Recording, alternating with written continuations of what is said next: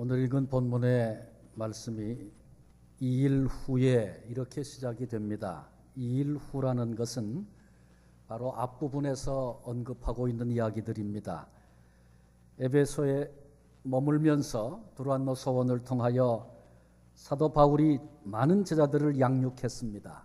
마지막 바로 앞부분에 보면 주의 말씀이 힘이 있어 흥왕하여 세력을 얻었다. 그렇게 말씀하고 있습니다. 3차 선교 여행을 하면서 이제 에베소에서 큰 부흥을 경험하고 많은 열매를 얻게 된 것입니다. 바울의 사역의 특성상 이제 더 이상 에베소에 머물지 않아도 좋을 그런 때를 만나게 된 것입니다. 이때 바울은 이제 앞으로 마게도냐를 거쳐서 아가야를 거쳐서 예루살렘에 가고 그 다음에 그 후에는 로마도 보아야 하리라. 이렇게 미래의 비전을 정리를 했습니다. 그리고는 돕던 팀원 가운데 디모데와 에라스도를 마게도냐로 먼저 보냈습니다. 그것은 지금 예루살렘 교회가 흉년을 만나서 앞서 많은 시련과 고난과 핍박 그리고 그 후에 이어지는 이런 흉년의 아픔 때문에 힘들어하고 있는 예루살렘 교회를 위해서 구제헌금, 선교헌금을 미리 모금하도록 두 사람을 보냅니다. 그리고 바울은 아시아에 얼마를 더 머물면서 에베소 사역을 마무리하고 지금 적당한 기회를 보고 있는 중입니다. 그런데 그 즈음에 에베소에 큰 소동이 벌어졌습니다. 이 소동과 관련해서 본문에 등장하는 두 사람이 있습니다. 한 사람은 충동질을 해서 이 소동을 일으켰던 장본인이고 또 다른 한 사람은 그 소동을 그치게 했던 사람입니다. 오늘 이 아침에 이 두 사람의 이야기를 살피면서 오늘 우리에게 주시는 은혜와 교훈을 같이 나누려고 합니다. 첫 번째로 생각할 사람은 데메드리오라는 사람입니다. 데메드리오는 에베소 시민을 선동해서 큰 소동을 일으킨 사람입니다. 에베소에는 은으로 아데미 신상의 모형을 만드는 사업이 아주 번창을 하고 있었습니다. 집집마다 신상의 모형을 사서 집안에 안치를 해놓거나 아니면 작은 것 구해서 휴대용으로 가지고 다니기도 했습니다. 호신용입니다. 이렇게 아데미 신상의 모형을 만드는 사업, 그것을 판매하는 사업, 엄청난 이권이 달렸던 그런 사업이었습니다. 이와 관련된 사람들이 중심이 돼서 구성된 조합이 있는데 그 조합의 조합장격의 사람이 바로 데메드리오입니다. 하루는 데메드리오가 모든 조합원들을 모아놓고 자기의 생각을 말하기 시작했습니다. 우리는 이 일을 통해서 적지 않은 벌이를 했습니다. 그래서 남부럽지 않은, 남들이 부러워하는 그런 삶을 살았습니다. 그런데 어느 날부터 사도 바울이라는 사람이 에베소만 아니고 전 아시아 지역에 수많은 사람들에게 사람의 손으로 만든 것은 신이 아니라고 가르치고 있는 것, 당신들이 보기도 했고 듣지도 않았습니까? 이 일로 인해서 우리가 하는 이 영업이 천해질 위험에 빠지게 됐습니다. 바꿔 얘기하면 사업이 이제 뿌리채 흔들리게 되었다, 그런 얘기입니다. 이대로 그냥 둔다면 우리는 다 망할 것입니다. 충동질하고 선동을 했습니다. 이것이 이 소동을 일으킨 데메드리오와 그 중심에 있는 조합과 관련된 사람들이 가지고 있는 내면의 동기입니다. 언제나 남을 부추기고 선동하는 사람들은 늘 그러듯이 진짜 동기는 감추는 겁니다. 그리고 에베소 시민들의 자존심을 건드리고 충동질을 하고 그런 것입니다. 에베소 시민들이 가장 자랑하는 것, 최고의 긍지 뭡니까? 그것은 바로 아데미 신전입니다. 아데미 신전은 몇 번 말씀드렸지만 세계 7대 불가사의 중에 하나입니다. 길이가 130m, 넓이가 60m, 그리고 높이가 20m입니다. 어마어마한 규모입니다. 대리석 기둥이 127개나 되었다 그래요. 솔로몬 성전의 34배에 해당하는 규모입니다. 굉장한 거죠. 그런 긍지를 가지고 있는 에베소 시민들에게 여러분들이 가장 자랑스럽게 여기는 큰 신 아데미 신전이 무시를 당하고 있습니다. 아시아는 물론 천하에서 아데미 신전의 위엄이 땅에 떨어지게 되었습니다. 이 같은 데메드리오의 말을 듣고 사람들이 흥분했습니다. 분노가 가득 차기 시작했습니다. 그리고 외치는데 크도다 에베소 사람들의 아데미여, 이런 말을 외치기 시작했어요. 온 시내가 요란해졌다. 본문이 그렇게 말하고 법과 도덕도 무시가 되고 집단적인 군중 심리가 작동을 하게 된 것입니다. 벤자민 프랭클린은 군중이란 머리는 많지만 두뇌는 없는 괴물과 같은 존재다, 그렇게 말함으로 군중이라고 하는 이름의 위험이 얼마나 큰가를 설명했습니다. 대중 조작의 기술을 아는 소수의 이기적인 사람들이 군중을 선동하기 시작하면 무서운 결과, 걷잡을 수 없는 위험한 결과를 초래하게 되는 것입니다. 근데 그 당시에는 요즘처럼 라디오나 TV, 신문 이런 매체가 없었습니다. 그럼에도 불구하고 집단 군중 심리를 작동시켜서 시 전체가 소동이 벌어지게 되고 온 도시 벌집을 쑤신 듯이 그렇게 되었습니다. 굉장한 일이죠. 그러니까 이 일을 주도한 사람들, 대단한 사람들이었습니다. 흥분한 시민들이 바울을 잡으려고 했습니다.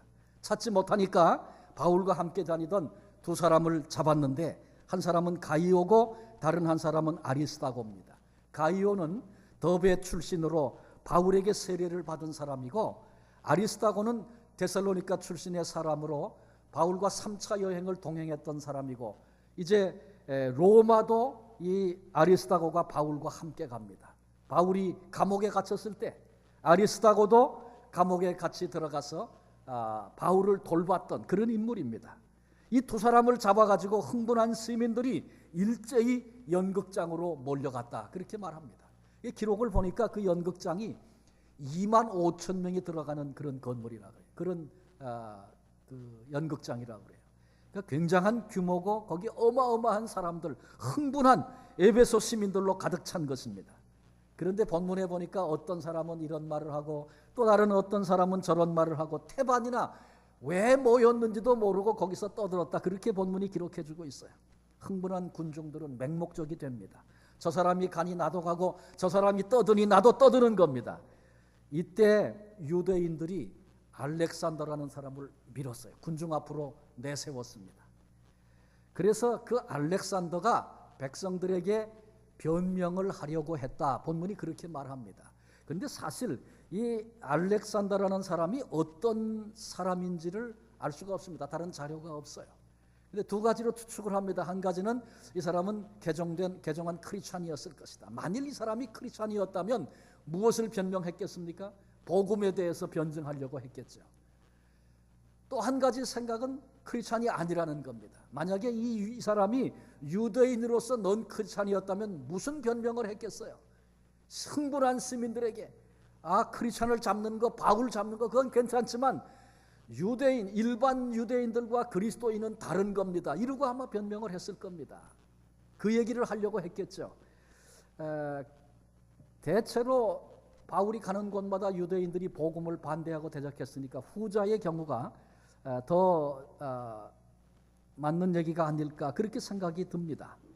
아무튼 알렉산더를 앞으로 내세웠을 때 군중들이 그 알렉산더가 유대인이라는 걸 금방 눈치를 챘어요. 알았어요. 그리고는 아예 말도 들어보려고 하지 않았고 거부했습니다. 그리고 그때부터 크도다 에베소 사람들의 아데미여, 이런 외침을 2시간 동안이나 흥분을 해가지고 소리를 지르고 함성을 지르고 그 열기가 어마어마했습니다.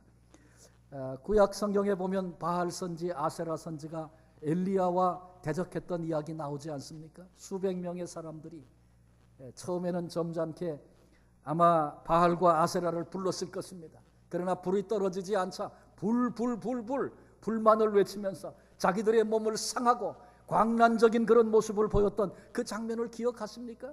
아마 그 못지않은 그런 모습이 지금 에베소에 있는 연극장에서 지금 벌어지고 있는 것입니다. 흥분한 군중들로 인해서 걷잡을 수 없는 상황이 전개되고 있는 것입니다. 지금 붙잡혔던 두 사람 있죠, 가이오와 아리스다고. 굉장히 위험한 순간을 맞은 것입니다. 그 중에 누군가 한 사람 흥분해서 돌을 던지든지 해코지를 시작한다면 어떤 일이 벌어질는지 알 수 없는 그런 상황이었습니다.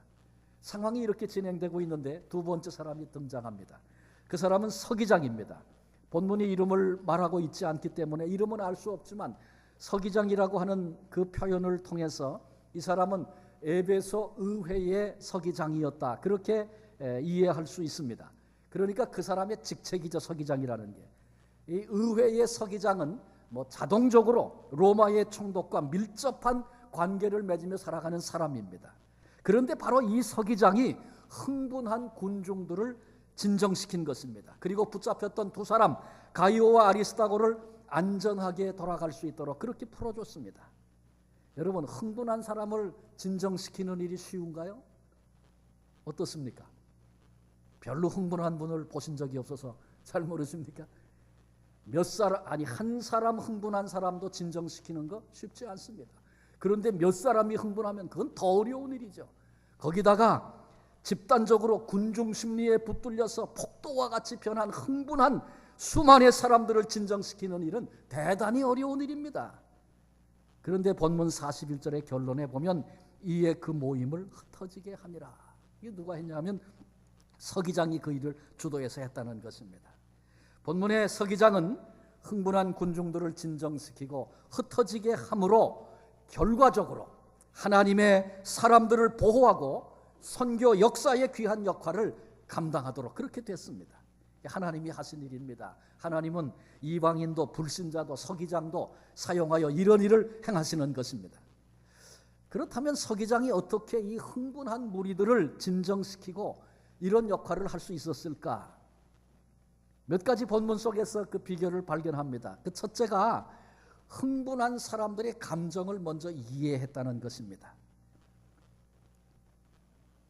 35절에 보니까 서기장이 무리를 진정시키고 이르되 에베소 사람들아, 에베소시가 큰 아데미와 제우스에서 내려온 우상의 신전지기가 된 줄을 누가 알지 못하겠느냐. 이게 무슨 얘기냐 하면 에베소 사람들과 아데미가 어떤 관계에 있는지 누구든지 다 안다, 그런 얘기입니다. 아데미가 모욕을 당했으니까 당신들이 지금 흥분해서 이렇게 하는 거, 그 감정 충분히 이해가 간다, 그런 얘기입니다. 지금 감정이 막 고조되고 흥분된 사람에게 제일 먼저 할 수 있는 일은 그 감정을 이해하고 그것이 어떤 마음인지 그런 접근이 먼저 필요하다, 그런 얘기입니다. 이것은 이런 집단적인 흥분만 아니고 개인적인 일에도 마찬가지. 우리 가정에서 때로는 남편이 흥분하기도 하고 아내가 흥분하기도 하고 아이들이 흥분하기도 하고 그런 일들이 우리 삶 속에 있잖아요. 그런데 직장에 갔다 왔던 아들이 혹은 직장에 갔다 왔던 남편이 막 흥분해서 얘기를 하는데 아이고 당신 또 그랬구나. 그리고 첫 마디부터 그렇게 하면 언제든지 그러지, 이렇게 해야 돼. 그리고 말하면 흥분한 사람이 더 흥분하게 되어 있습니다. 그 불 꺼지지 않습니다. 그런데 그때 같이 흥분을 하면서 세상에 그런 나쁜 놈이 있느냐고 내가 당장 가서 어떻게 해야 되겠다고 본인보다 더 펄펄 뛰고 흥분하면 어떻게 됩니까? 흥분했던 사람이 계면쩍어지고 쑥 가라앉는 거죠. 그리고는 뭐 나도 잘못한 것도 있지 뭐 이러고 그 문제가 해결이 되는 겁니다. 화가 난 사람에게 정말 화가 날 만하다, 내가 더 화가 나는구나, 가슴이 아파서 그런 사람에게 얼마나 아프냐, 나도 참 그 마음, 그 얘기를 들으니까 내 마음도 아프다, 이렇게 공감해 주는 것. 똑같은 감정이입을 하고 그것을 뛰어넘어서 더 같이 그 마음에 공감을 하고 같이 그런 마음을 품게 되는 것. 이것이 흥분을 가라앉히는 첫 번째 원리입니다. 흥분한 사람의 감정을 이해하지 못하고 무시한 채 당신이 그러면 그렇지, 그리고 이렇게 해야지, 해결 방법만을 얘기한다면 점점 더 화를 돋우는 그런 결과를 가져오게 됩니다. 근데 이렇게 막 흥분해서 볼때처럼 일어나서 떠드는 에베소 시민들을 향해서 당신들이 지금 그러고 있는 거 내가 이해한다, 그럴 수 있다. 지금 그리고 서기장이 그렇게 얘기를 시작했어요. 두 번째는 정확한 사실을 가르쳐 줬습니다. 37절에 보니까 그 앞에도 그렇게 얘기를 했죠. 36절 마지막 부분에 보니까 너희가 가만히 있어서 무엇이든지 경솔이 아니하여야 하리라. 신전의 물건을 도둑질하지도 아니하였고 우리 여신을 비방하지도 아니한 이 사람들을 너희가 붙잡아 왔으니. 경솔하면 안 된다. 지금 우리가 큰 잘못했는데 그건 뭐냐 하면 신전 물건 도둑질도 아니했고 여신을 비방한 적도 없는 그런 사람을, 바울 따라다니는 사람이니까 그렇지 않았겠어요? 그런데 그 사람을 너희들이 지금 잡아왔다, 그런 얘기입니다. 만약에 순서를 바꿔서 흥분한 사람들에게 당신들의 감정을 내가 이해한다는 그런 이해하는 과정은 없고, 아니 이런 사람들을 붙잡으면 어떡하냐고 사실부터 얘기하고 사실을 들이댔다면 화를 더 많이 내게 됐을 것입니다. 그런데 서기장이 당신들이 이렇게 분노하고 흥분하는 거 그럴 수 있는 거라고 이렇게 얘기를 하니까, 아, 이 사람이 내 감정을 이해하는구나, 이렇게 군중들의 마음에 이런 변화가 찾아왔고 흥분이 가라앉기 시작했고, 그리고 그 사람의 충고에 귀를 기울이게 된 것입니다. 그래서 우리가 그 흥분하고 문제를, 그런 어려운 위기를 만났을 때 감정을 이해하고 그 다음에 사실을 잘 설명하는 거, 그러면 흥분한 사람이 귀를 기울여 듣게 되는 것이죠. 우리가 자녀들을 키우는데 자녀들이 부모들에게, 젊은 세대가 제일 큰 불만이 뭔지 아십니까? 특별히 티네이저, 아주 가장 예민한 세대를 살아가는 그 자녀들의 제일 큰 불만이 뭐냐 하면 부모가 내 말을 들어주지 않는다는 겁니다. 왜 안 들어요? 부모가 왜 안 듣겠어? 듣죠. 그런데 이런 겁니다. 자녀가 한마디 딱 하면 다 아는 거예요. 부모는 벌써 그게 왜 그런지, 왜 그렇게 된 건지 다 아니까 더 들을 필요가 없는 거예요. 그래서 바로 답을 주는 거예요. 답을. 쓸데없이 그러지 말고 이렇게 해.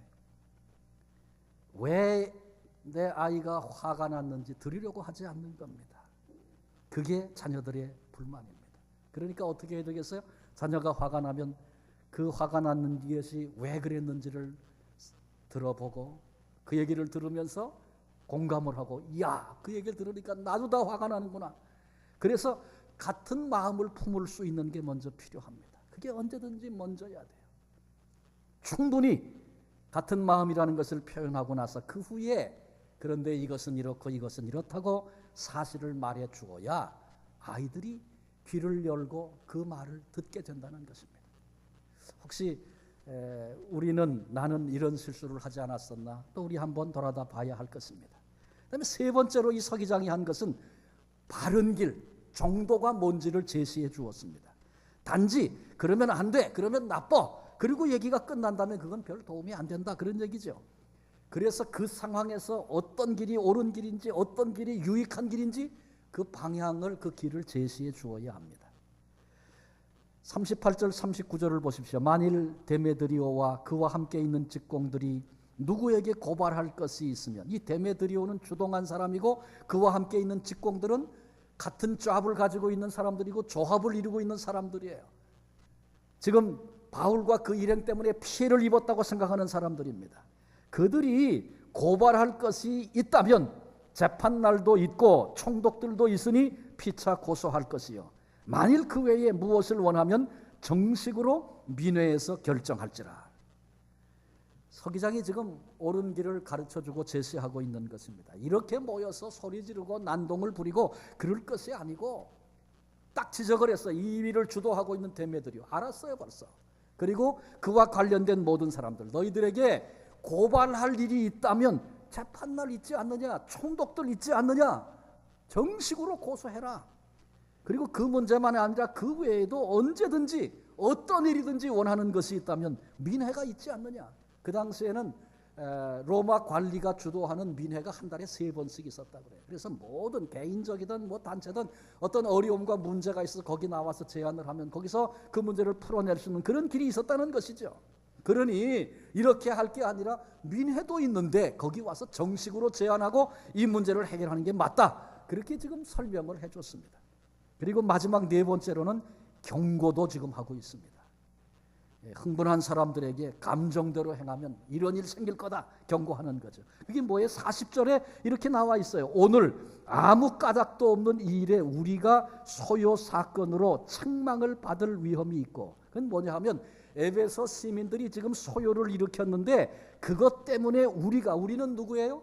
이 서기장이 일하고 있는 서기장과 에베소 의회를 얘기하기도 하고, 더 넓은 의미에서는 에베소 전체가 이런 책망을 들을 수 있다는 거예요. 누구에게 책망을 들어요? 로마로부터. 지금 다스리고 정치적으로 지배하고 있는 로마로부터 책망을 받을 위험이 있다는 겁니다. 이 불법 집회에 관하여 보고할 자료가 없다. 이런 불법 집회에 대해서 더 이상 우리가 로마 정부에 대고 이러니 저러니 설명할 수 있는 게 하나도 없다. 그런 얘기를 하는 겁니다. 그 당시는 우리가 다 아는 것처럼 세계를 로마가 지배하고 있었습니다. 에베소에 의회를 허락했다. 그것은요, 모든 도시와 나라를 똑같은 척도로 다스리지 않았어요. 그 나라 형편에 맞게 했는데 에베소 도시에 의회를 주었다는 것은 자치할 수 있는 그런 기구를 주고 상당한 자유를 허락한 자유도시였다는 겁니다. 그 특혜가 많은 거죠. 스스로 결정하고 그걸 또 지키고 그렇게 해나가면 얼마든지 주도적으로 일할 수 있는 그런 기회를 준 겁니다. 그런데 까닭도 없이 소요를 일으키고 할 말도 없고 그렇게 되면 책망을 받는데 그 책망은 이런 특권을 뺏기는 겁니다. 단지 말로 그러면 안 돼. 그게 아니고 이 엄청난 특권을 뺏길 수 있다. 경고하고 있는 겁니다. 자, 그런데 여기서 우리가 놓치지 말아야 될 것은 그 순서들이에요. 순서들. 만약에 경고를 하는데 감정에 대해서 동의도 하지 않고 사실도 설명한 적이 없고 그리고 올바른 길은 이런 것이다 제시도 한 적 없이 경고부터 시작을 했다고 한번 해보십시오. 그러면 흥분한 사람들의 반응은 어떻습니까? 더 격해집니다. 지금 우리 겁주는 거냐? 그래, 끝까지 한번 해보자 이러고 나가게 되는 거죠. 그런데 이 서기장은 아주 지혜롭게 이 순서를 따라서 지금 일을 하고 있잖아요. 그래서 감정에 대한 이해도 했고 사실도 설명해주고 올바른 길도 다 얘기했고 그리고 나서 계속해서 이런 식으로 감정을 가지고 이 일을 처리하게 되면 이런 결과에 도달하게 될 것이다. 이렇게 얘기를 하니까 군중들의 마음이 가라앉았습니다. 정신이 번쩍 들었어요. 야, 이러다간 큰 손해를 보겠구나. 그래서 스스로 해산을 하게 되었고 이에 그 모임을 흩어지게 했다. 본문이 그렇게 마지막에 기록을 해주고 있습니다. 이 서기장이 굉장히 지혜로운 사람이죠. 그래서 그가 이렇게 보였던 그 단계들을 우리가 참고도 하고 교훈도 삼고 또 우리의 삶에 필요할 때 적용도 해야 할 것입니다.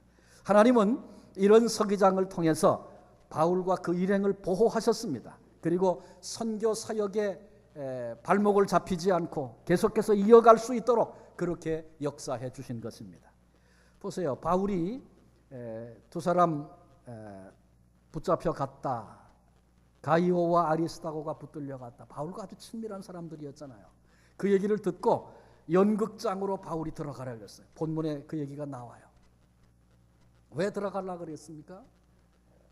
크리스찬 형제들이 폭도들에게 붙잡혀 갔으니까 어떻게든지 구출해내야죠. 그래서 들어가려고 그랬어요. 또 뿐만 아니라 앞으로 계속 우리가 바울의 이야기를 보겠지만 그는 위험한 순간에도 기회만 주어지면 무리들 앞에서 흥분한 무리들 앞에서 복음을 증거하고 기독교를 변증하는 그런 일을 늘 했던 사람 아닙니까? 그러니까 연극장에 들어가서 사람들이 흥분하고 위험하지만 내가 기회만 잡을 수 있다면 예수 그리스도 십자가의 복음을 전하리라. 이게 바울의 마음이었습니다. 그래서 연극장으로 들어가려고 곧 뒤따라갔어요. 그때 본문에 보니까 제자들이 만류를 합니다. 그리고 제자들만 아니라 관리 중에서 바울과 친구였던 사람들이 거기 3년이나 머물렀으니까 바울의 친구였던 관리들이 있는데 그들이 급하게 통지를 보내왔어요. 그건 무슨 얘기냐 하면 지금 연극장 안에 상황이 심각하다는 겁니다. 바울 나타나면 끝난다는 거죠. 들어오면 안 된다는 겁니다. 급하게 통지를 보내왔어요. 이런 상황에서 바울이 지혜롭게 판단을 하고 멈춰 서게 됩니다. 가고 싶었지만 못 간 거죠. 그런데 바울은 그 상황에 거기 들어가지 못했지만 하나님께서는 서기장의 마음을 움직이시고 그를 사용하시고 또 그에게 지혜도 담대함도 주셔서 이 흥분했던 군중들을 다 가라앉게 하고 그 문제를 다 해결하고 붙잡혔던 두 사람 자유롭게 풀려날 수 있도록 그렇게 하나님이 도우시고 역사하신 것입니다. 자, 이제 말씀을 조금 정리하십시다. 데메들이 어떤 사람이었습니까? 아데미 신상의 모형을 만들고 그것을 파는, 그래서 이것을 통해서 많은 이익을 얻었던 그런 사람들입니다. 그건 자기의 세상적인 잡인데 영적으로 본다면 많은 사람을 죄악 가운데로, 어두움 가운데로 끌고 갔던 그런 사람이었죠. 그런가 하면 에베소에서의 사도 바울은 어떠했습니까? 그가 사람들을 부추겨 가지고 아데미 그런 거 하면 안 된다 반대 집회하고 그랬습니까? 그런 거 하지 않았습니다. 그는 오직 날마다 진리를, 하나님의 복음을, 말씀을 전하고 가르쳤고, 그리고 많은 영혼들이 돌아와 많은 결실을 얻게 됐습니다. 복음을 들었던 사람들이 신앙적인 결단을 내립니다. 그래서 더 이상 우상 숭배에 참여하지 않기로 결단을 합니다. 그들의 삶의 변화가 시작이 됐습니다. 얼마나 엄청난 변화가 일어났는지, 은장색 조합에서 고객이 감소됐다고, 이러다간 우리가 망하겠다고 이런 소란을 일으킬 만큼 그렇게 됐습니다. 데메드리오는 내면의 욕심을 교묘히 감추고 조합원들, 시민들 수만 명을 부추겨서 범시민적으로 바울의 선교 사역을 공격을 합니다. 목적 달성을 위해서 선교팀을 아예 제거해 버리려고 시도를 한 것입니다. 그러나 하나님은 서기장을 통해서도, 이방인을 통해서도, 불신자를 통해서도 이 같은 문제에서 벗어나게 하고 흥분된 시민들이 진정하게 되고, 그리고 마침내 바울과 그 일행을 보호하시고 사역의 차질이 없도록 그렇게 역사하신 것입니다. 우리가 지금 사도행전을 통해 계속 살펴오고 있는 것처럼 복음을 들고 나아가 복음을 전할 때 그 자리에 언제든지 핍박과 도전과 어려움들이 있었습니다. 그러나 그것만 있고 끝난 것이 아니죠.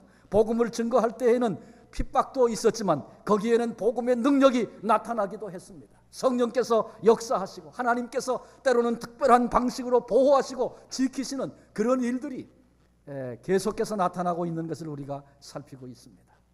오늘 우리 교회가 멋진 향기 시작하는 첫날입니다. 불신자들도 5명이 이번에 참여하게 됐다는 얘기를 들었습니다. 참 감사한 일이죠. 오늘 첫날 예수님은 누구신가? 복음을 전하게 될 것입니다. 복음을 전할 때 그 복음이 능력이 되어져서 하나님께서 모인 사람들의 그 마음속에 역사해 주시기를 기대하면서 온 교회가 봉사하여 섬기는 이들 물론이거니와 온 교회가 이 일을 위해서 기도로 후원해 주시기를 부탁을 드립니다. 또 섬기는 이들 모두에게도 그런 마음, 하나님의 역사가 없이는 사람의 일밖에는 될 수 없다 분명히 알고, 하나님께서 도우시고 하나님께서 일하시고 성령으로 역사해 주시고 복음이 능력으로 나타나도록 그렇게 기도해 주시기를 부탁합니다. 그리고 오늘만 아니라 우리의 남은 생애 동안에 이 크고 놀라운 능력의 복음 안에서 남은 생애 끝까지 걸어가 승리하는 복된 성도들 되어지시기를 주님의 이름으로 축원합니다. 기도하시겠습니다. 하나님 감사합니다. 에베소 도시 속에 일어났던 소요, 복음에 대하여 대적하고 자신의 이익을 추구하려던 그런 무리들이 있었지만 하나님께서 불신자를 통해서도 이방인을 통해서도 그 모든 흥분들, 그 모든 위험들을 제거하시고 평안하게 하시고, 그리고 마침내 이제 선교의 발걸음 더욱 힘으로도 걸어가게 하신 하나님의 역사를 우리가 말씀을 통해 들었습니다. 주님께서 우리에게 동일하게 복음의 사명을 맡겨주셨는데 삶의 자리, 내 생각, 내 인생 속에 이 사명 놓치지 아니하고, 오늘 이 시대에 복음 전하는 일이 얼마나 어려운지요. 복음 전하다가 비난 듣고, 그리고 특별히 한국교회가 복음 전하는 일에 수많은 어려움들을 당하고 있는데 하나님 우리 속에 복음의 능력을 신뢰하는 그런 믿음을 회복시켜 주셔서 만나는 사람들 붙여주시는 이들에게 복음을 증거하는 증인들 되게 하시고, 복음을 증거하면서 복음이 능력임을 경험하고 감격할 수 있는 그런 우리의 삶이 되게 해 주옵소서. 주님, 오늘부터 멋진 향기 이제 시작합니다. 그동안 기도하고 영혼들 만나고 많은 수고하여 이제 함께 첫 사역을 시작하게 될 텐데 주여 복음으로 역사해 주옵소서. 이 자리에 불러 모아주신 분 주님이신 줄로 믿습니다. 하나님의 말씀 들으면서 주님이 누군지 깨달아지고 주님을 더 알아가고 싶고 주님의 그 사랑을 받고 싶은 그런 가슴들이, 그런 마음들이, 열망들이 생겨질 수 있도록 하나님께서 도우시고 은혜해 주시옵소서.